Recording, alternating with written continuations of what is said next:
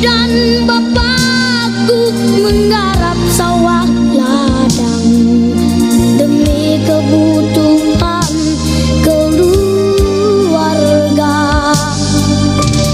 Bapak dan ibuku selalu berpesan, rajin-rajin